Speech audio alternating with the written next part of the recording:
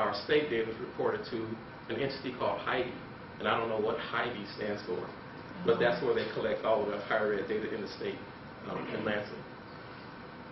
Yes. You know, other schools in all these states in Pennsylvania where they would, it's a private school in a rural area, and what they did was they recruited people from Philadelphia, African Americans and minorities, and what they did is when you got accepted, they brought you there over the summer before your semester started to get you oriented towards the university. I know I'm a product born and raised in Detroit, graduated all 3 degrees from Wayne State, but I came here on in advanced placement programs. So I took classes on Saturdays my junior and senior year, taking these college courses. And those things I think definitely play a role in helping students get acclimated to them. And I'm wondering how many of your students have had the opportunity to do something like some type of advanced placement or something like that. Because I'm thinking those things I think would be a big, would help increase the rate of people graduating. Most of the people in my sample have not. In other words, they came straight from high school here, or they transferred here from another institution, be it a community college or another four-year institution. Would you say that learning communities may have a great effect on retention rate and graduation rate as well? Definitely. Definitely. I think the value of the learning communities is that they tie the academics and the social and cultural aspects of transitioning to college together. So there's no separation between the class life and the social life. In other words, the persons that are in your learning community are also in your classes, but through the group activities of the learning community, they also become your friends. And all of those things combined help the student to retain better, because he or she feels a sense of connection to the university through his or her friends, first and foremost. So, just to answer your question, that's my view on learning communities. And much of the research has borne this out, particularly for African American students and low-income African American students at that.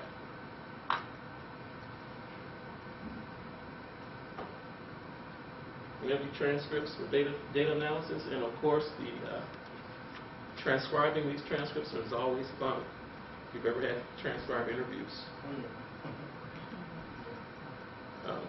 Several things have emerged from the data so far. Definitely a poor connection and identification with Wayne State University amongst these persons who are juniors and seniors, which is kind of interesting, because you would think that by now they'd be like, wow, this is I love this place. But that's not quite what has come out in terms of some of the common themes from the interviews. Much of it has been, I can't wait to get out of here, I hate this place, and I ain't getting no money when I do get out of here. Mm-hmm. So when you think about the context of how students that have persisted this far and how they view the university, not only how they view the university, but also as alumni, what they're telling other people about the university, about their experience here. And should they decide to make some money one day, whether or not they'd be willing and able to give back. So, I mean, all of these, what we do with undergraduate students matters, not only on the front end, but also definitely on the back end. Hidden resources. One of the subjects said, Wayne State is a place that's filled with resources, but they're hidden. So you actually have to know someone who knows where things are, or you really have to dig and try to find them yourself. Otherwise, you're just kind of out there. You're lost, in a sense. Institutional setting and size. One of my subjects spoke about the fact that the general education classes were extremely large. And in that setting, he had a struggle essentially just trying to deal with the size and the complexity of the class, the lecture method, the number of students, the lack of individual attention that he was afforded in the large Gen 8 classes, really turned him off to a certain extent.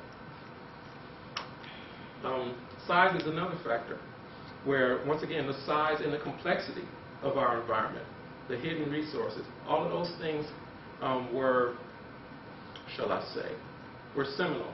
They meant something in terms of being able to navigate the environment. As one of the other subjects said, you have to be able to navigate Wayne State. Things aren't going to come to you, you have to get them. And if you don't go get them, you're not going to have the opportunities. Support systems.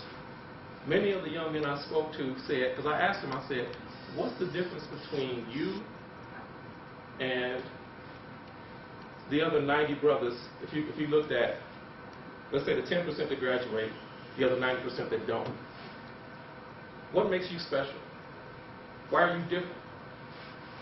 And essentially they said, I'm not different, but I've formed a support system. I've found people who have connected me and whom I can go to if I have issues, problems, concerns. Even if I have to cry on their shoulder about something, they're there for me. But that feeling didn't translate to the broader institution. You know, it was like, these people are what make this place work for me. But it's not everybody else, in a sense. Image and appearance.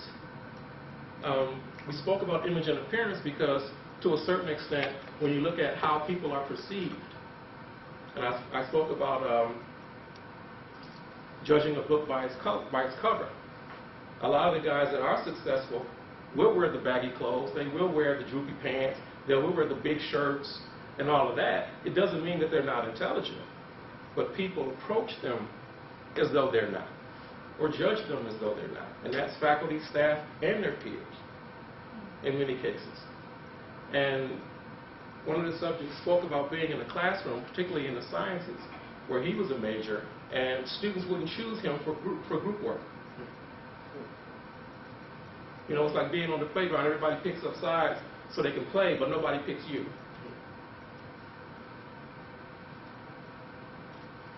You know, and so that was one of the things that he experienced. It was like, hey, then after I started speaking up in class, and they found out that I wasn't a dummy, then everybody said, oh, well, I want him in my group.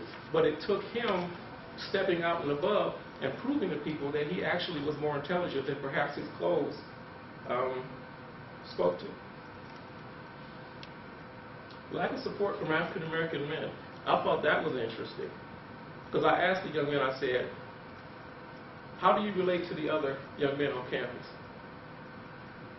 And they was like, we don't. We don't. Other than the fact that we go to class, and as you go up the ranks, so to speak, from sophomore to junior to senior status, you see fewer and fewer men of color in your classes. So after a while, you get disconnected from the other young men on campus, unless you're in a fraternity or a student organization or something like that. It's a very isolating experience at that level for many of the junior and senior males here. Incompatible value systems and or cultural adaptation.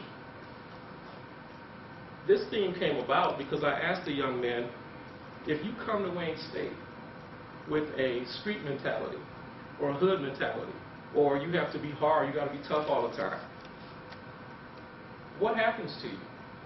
Can you carry those values through your entire education here and be successful? And most of the young men said no. In other words, if you carry that mentality throughout all your interactions here, you're not going to make it. And they told me they had to make gradual adaptations to the environment of this institution in order to make it. It wasn't like you could be hard in every class, you could be silent, you could do a lot of, you could be, how do I say, sit in the back of the classroom and hope to get an education. You couldn't do that. You had to speak out. You had to look out for yourself. And you had to challenge faculty that, in some cases, would publicly doubt your intelligence. In other words, they felt they had to come back at them in front of everybody else, because if they didn't, then they'd get put in a pigeonhole, and they didn't want to stay there. So the guys that are graduating from here have been through a lot. But most of it is what William Smith would term a microaggression. And what microaggressions are essentially unspoken, and some are spoken, slights, indignities, insults, etc., that over time create situations where a student begins to doubt him or her self-worth. And that's what a lot of the guys mentioned to me. They're like, you know, I had certain people that would come to me and they would challenge my intellect based on how I looked or who they thought I was, without even knowing.